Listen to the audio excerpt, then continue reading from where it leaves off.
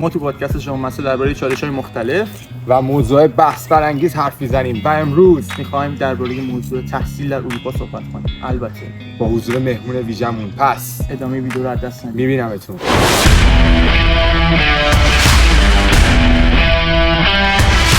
درود به همه، من فرزاد هستم و من حمید. اینجا اولن و شما بیننده و شنونده پادکست جامعه هستید. به این ویدیو خوش اومدین. قبل از هر چیزی ازتون می‌خوام ویدیو رو لایک کنید و کانال رو سابسکرایب کنید و میریم که ادامه ویدیو رو داشته باشیم. امروز در خدمت مهمون ویژمون هستیم. خیلی خوش اومدین. ممنون، مرسی از شما دوتا عزیز. قربونت برم. خودتو معرفی کن حمید جان. حمید رضا هستم. حدوداً نزدیک 30 سالمه، یه چند وقتی که بعد الان 4 سالم هستش که از تهران مستقیم اومدم لیون، فرانسه. خیلی هم عالی.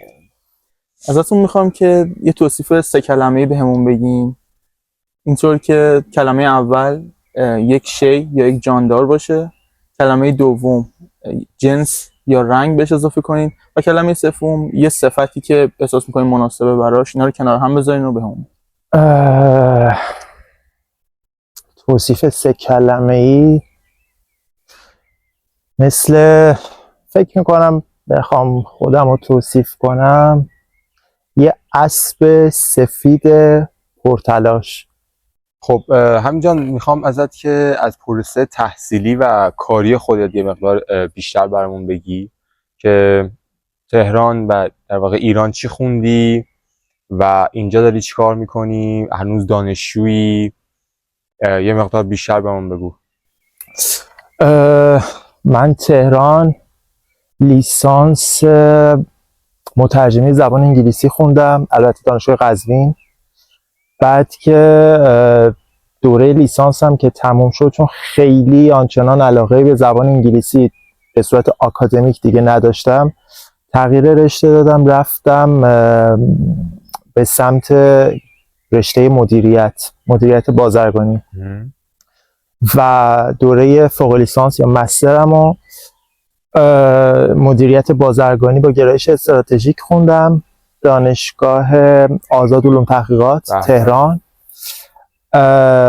و دیگه همون آخرای دوران مستر یا فوق لیسانس هم بود که تصمیم گرفتم که مهاجرت کنم برای تحصیل، چون که مدیریت و مارکتینگ و بازاریابی اینا رو خیلی دوست داشتم و دوست داشتم که بیشتر برم توی عمق کار، برم توی عمق این رشته.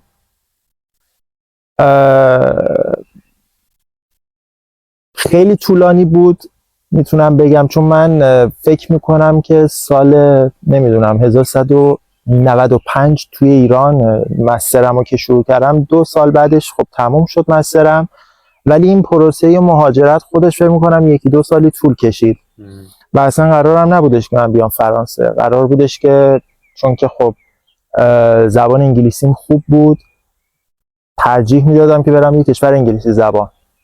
ولی خب حالا یه سری مشکلات پیش اومد، یه سری سختی هایی بود توی پروسه اپلای که آخر تونستم از فرانسه پذیرش بگیرم. 2 سال بعد از این که حدوداً 2 سال بعد از این که من مسترم رو گرفتم، حالا به صورت اتفاقی و حالا یه مقداریش هم برنامه ریزی شده بود، یه قرارداد کاری درسی پیدا کردم، چون دکترا توی فرانسه اکثر قراردادهای دکترا کاریه. اینجا شما رو به عنوان دانشجو نمیشناسن، شما رو به عنوان یک کارمند میشناسن و تونستم قرارداد رو بگیرم که سال 2020 میلادی وارد فرانسه شدم، وارد لیون شدم مستقیم.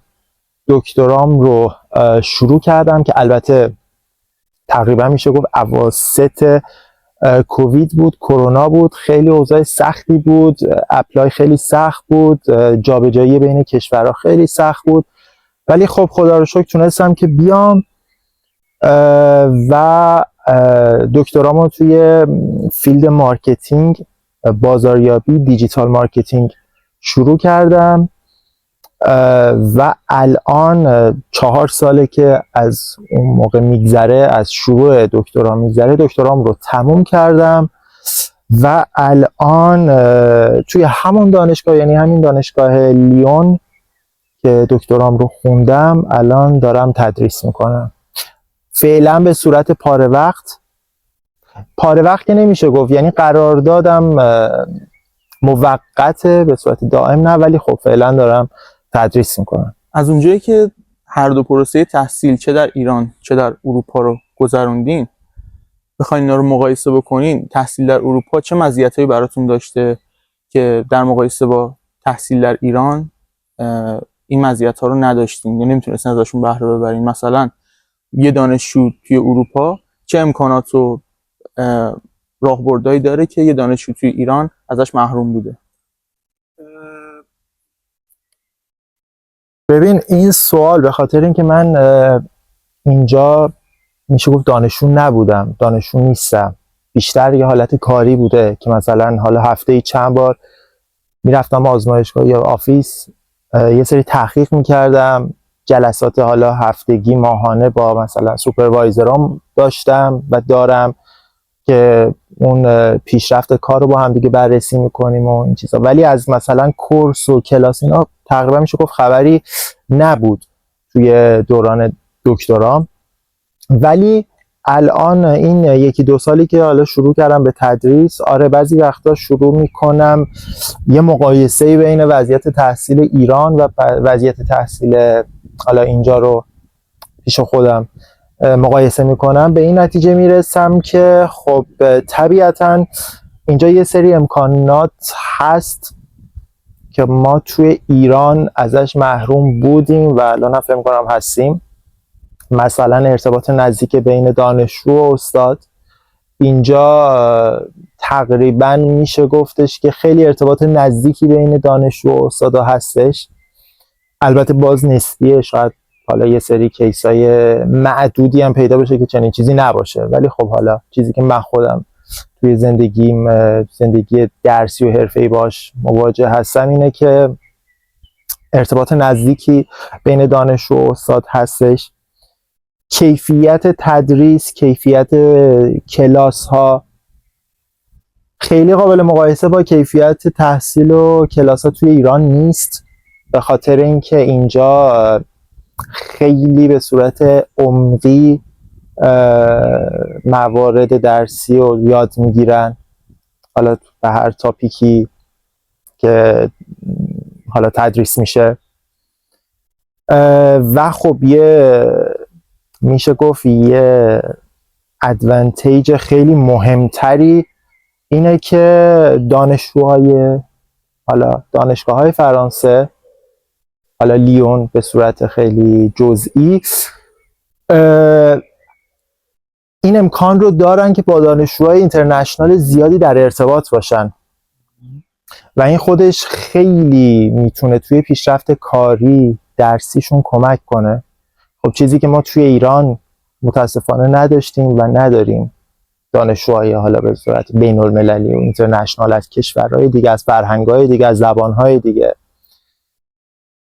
موردهای دیگه هم که باز بخوام مقایسه کنم، خب مواردی مثل دوره‌های کارآموزی و کارورزی که اینجا دانشجوها میرن که بهش میگن استاژ یا الترنانس، چنین چیزایی ما خب توی ایران نداریم، یا اگر هم داشته باشیم اجباری نیست.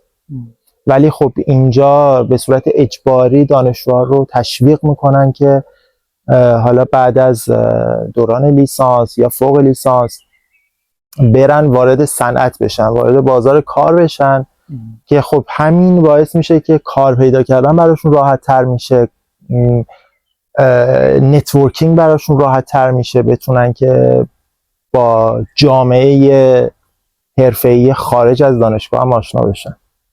حالا برعکس این سوالی که فرزاد پرسید، یک دانشجو تو ایران چه مزایایی داره که یک دانشجو در اینجا نداره؟ اون رو تو حس کردی؟ شاید این موضوع بیشتر برای دانشجوهای بین المللی حالا مثل بچهای ایران که میان اینجا اگه بخوایم مقایسه کنیم، اولین و مهمترین مزیتی که بچهای داخل ایران دارن نسبت حالا بچهای اینجا، مخصوصا حالا جامعه ایرانی که مهاجرت میکنه، اینه که خب ماها حالا یا دانشجوییم یا کار میکنیم، از خانواده به دوریم و خودش خیلی بار سنگینی رو روی دوش هممون قرار میده، در حالی که خب ما توی ایران وقتی بودیم، حالا لیسانس میخونیم، مستر میخوندیم، خیلی حس نمی‌کردیم، میرفتیم سر کلاس، بعدش میرفتیم خونه، ناهارمون آماده، شاممون آماده، همه چی آماده و اصلا درگیر زندگی خیلی نبودیم. ولی خب اینجا اصلا قضیه کاملا فرق میکنه. یکی واقعا مهمترینش فکر میکنم که همون پشتیبانی خانواده‌ام بودن خانواده است که خیلی میشه گفت مزیت بزرگیه برای بچهای داخل ایران که ما اینجا نداریم. مورد دیگه البته باز به صورت خیلی نسبی هستش، این که البته با شرایط الان ایران یه مقدار سخته این اوضاع، ولی خب ببین با اوضاع گرونی، با اوضاع یورو، دلار، همه این چیزا، خب زندگی اینجا خیلی سخت‌تر میشه، چون وقتی باید کار کنی، درس بخونی، هر چقدر هم که کار میکنی باید هزینه‌های زندگیت رو بدی، هزینه‌های تحصیلت رو بدی. خب داخل ایران بالاخره خانوادت هستن و تا حدودی، حالا نمیگم 100%، ولی خب تا حدودی میتونن تو رو ساپورت کنن و یا شاید بگم این دلگرمی رو داری که خانوادم هستن. اگر حالا یه شرایط بدی هم پیش بیاد، خب بالاخره خانوادم هستن و نگرانیم کمتره. خب در حالی که اینجا نه، اینجا خودتی و خودت، از 0 تا 100 سختی، آسونی، همه چی خودتی و خب این یه ذره سخت میکنه قضیه رو.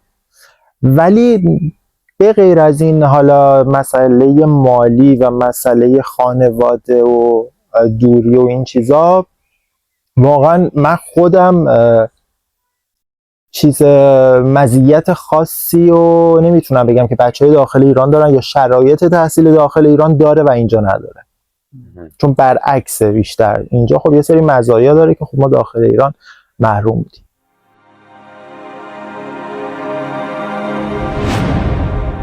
شما اینجا استاد دانشگاه هستین، هم به زبان انگلیسی و هم فرانسه. یه مقدار راجع به رشته ها که تدریس کردیم و تجربه‌ای که داشتیم برام بگین و بعدش یه مقدار زندگی روزمره یه استاد دانشگاه در اینجا رو با روزمره استاد دانشگاه در ایران مقایسه می‌کنین، حالا ابعاد مختلفی که براتون قابل توجهه. خب اول اینکه من الان 2 ساله که اینجا دارم تدریس میکنم، وارد 2 سال یعنی دارم میشم و فیلد تدریس هم بیشتر توی زمینه مارکتینگ و مدیریت هستش، مدیریت و مارکتینگ بیشتر. و حالا کلاسایی هم که خودم تدریس میکنم بیشتر بچهای حالا لیسانس و فوق لیسانس یا مستر هستش.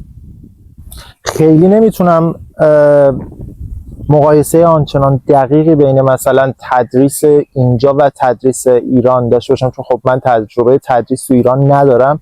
ولی اگر بخوام شرایط کلی حالا یک استاد دانشگاه رو بین ایران و اینجا یا فرانسه مقایسه کنم، خب ببین اینجا حس میکنم که زندگی آرومتری دارن مثل تمام شغلای دیگه، چون یه امنیت شغلی بالاتری دارن و این ارتباط نزدیک بین حالا استادها و دانشجوها هم خودش باعث میشه که این شغل یکم لذت بخشتر باشه.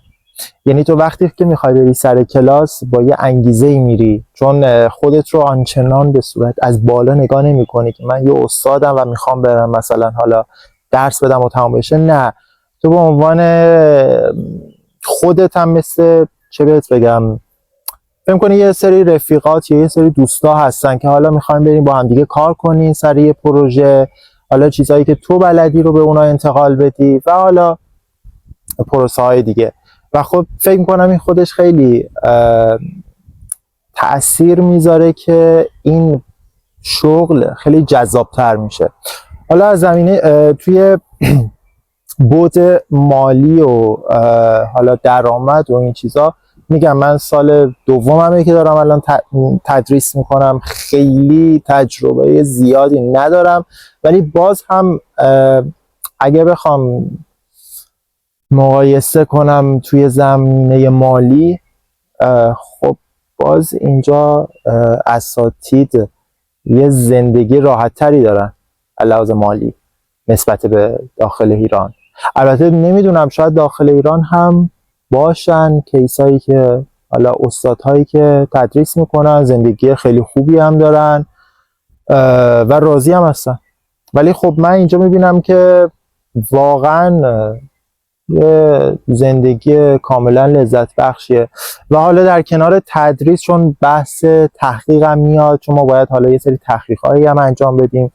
و حالا راجع به مسیر ورود، مسیری که در واقع طی می‌کنین تا استاد دانشگاه بشین، چون مثلا من میدونم توی ایران اساتید دانشگاه یه فشار و بررسی‌های ویژه‌ای روشونه، نگاهی روشونه و یه ممیزی‌های باید عبور کنن. اینجا مسیر رسیدن به استاد دانشگاه شدن چجوریه؟ اینجا مسیر رسیدن پیش نیاز این شغل خب داشتن مدرک دکتراه، یا اینکه توی دوره دکترا باشی. البته چون میدونی همین قبول شدن توی دوره دکترا خودش یه ممیزی خیلی سختیه تو فرانسه.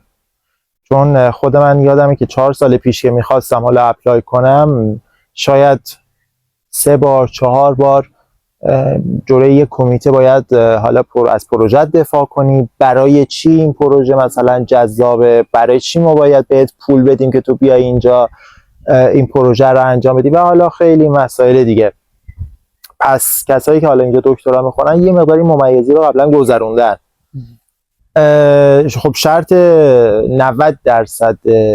میشه گفت پیش نیاز رسیدن به این شغل داشتن مدرک دکتراه یا حالا بودن تو مسیر دکتراست.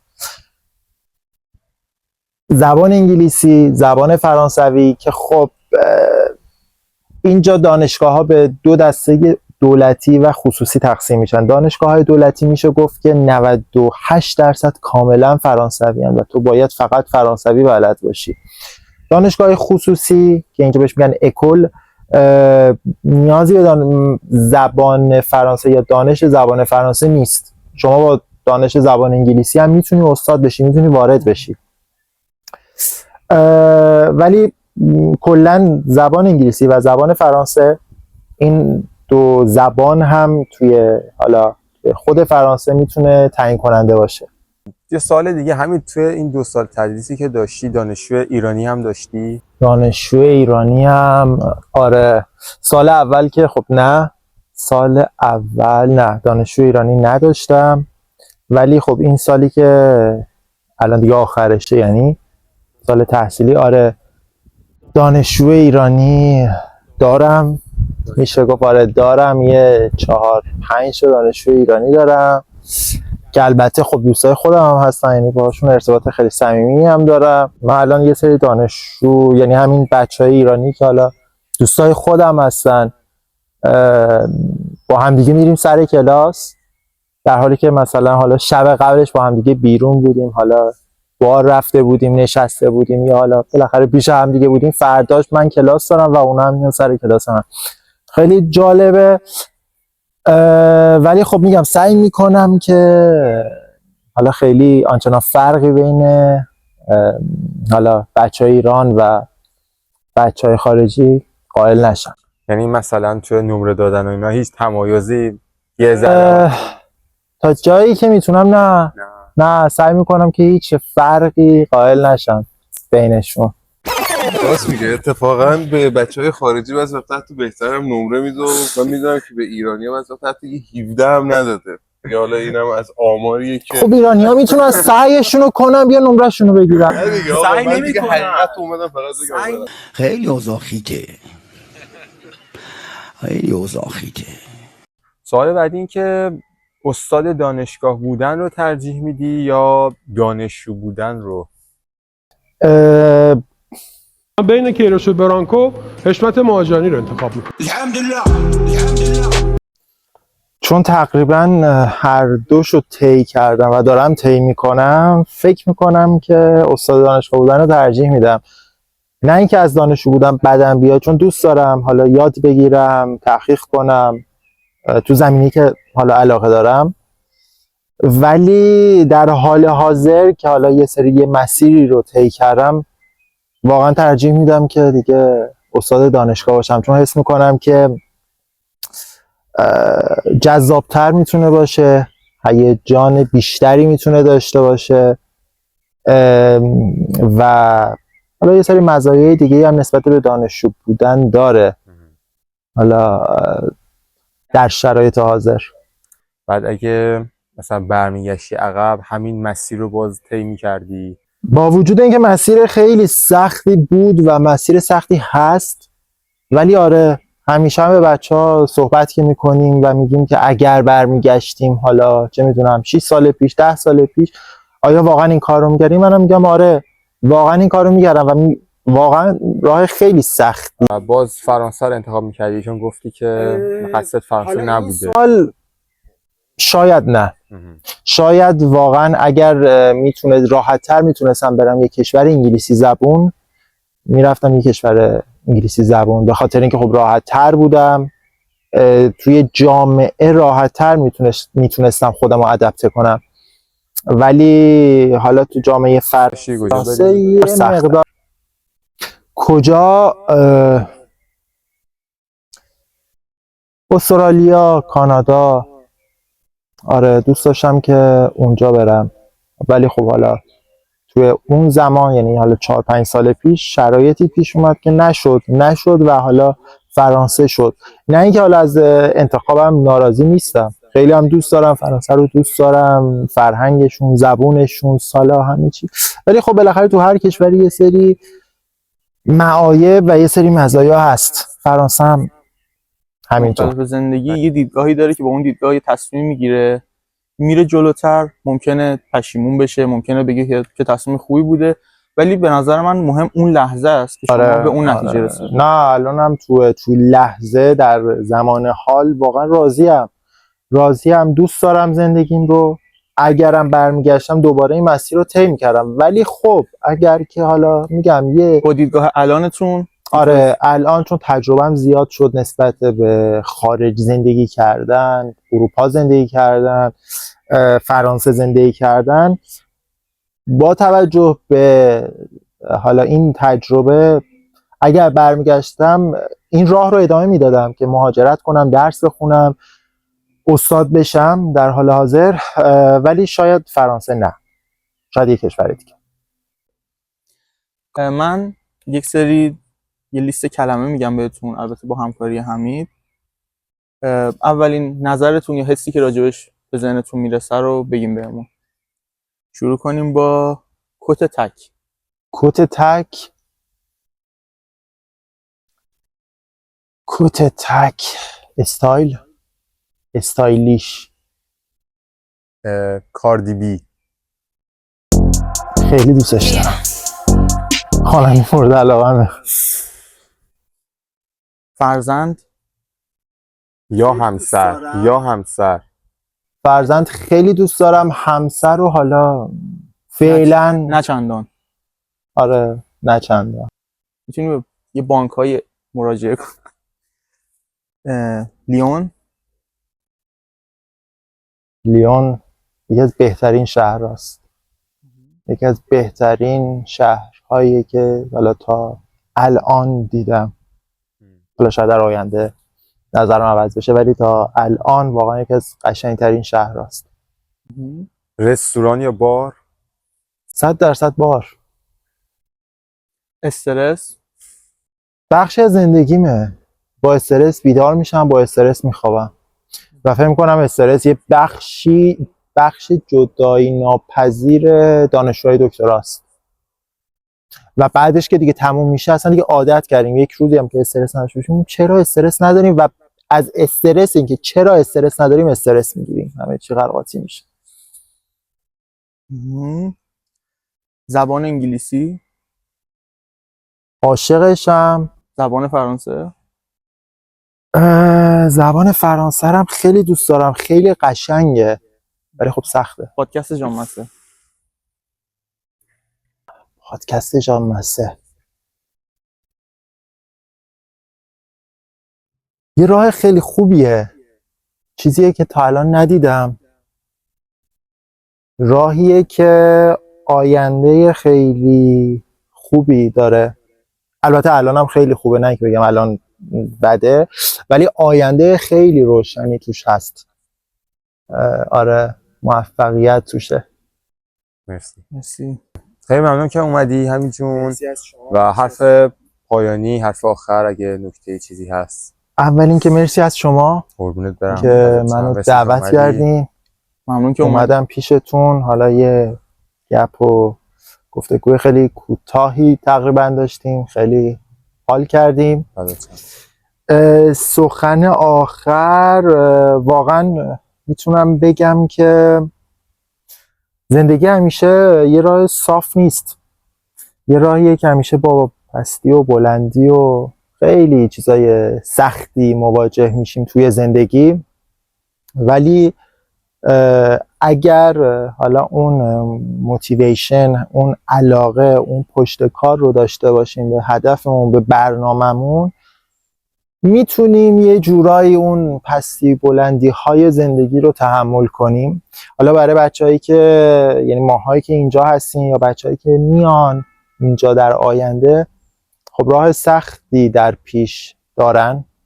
ما هم البته راه سختی رو الان داریم طی می‌کنیم، ولی خب میتونم بگم که حداقل اگر اون انرژی مثبت رو داشته باشیم، اگر اون انگیزه رو داشته باشیم، شاید بشه یه ذره این راه آسون‌تر بشه. حداقل شاید نمیدونم، شاید اینطوری بخوایم خودمون رو گول بزنیم که حداقل یه آینده خوبی در انتظارمون باشه. پس اینطوری میتونیم خودمون رو قانع کنیم و بریم جلو. ممنون از حضورتون.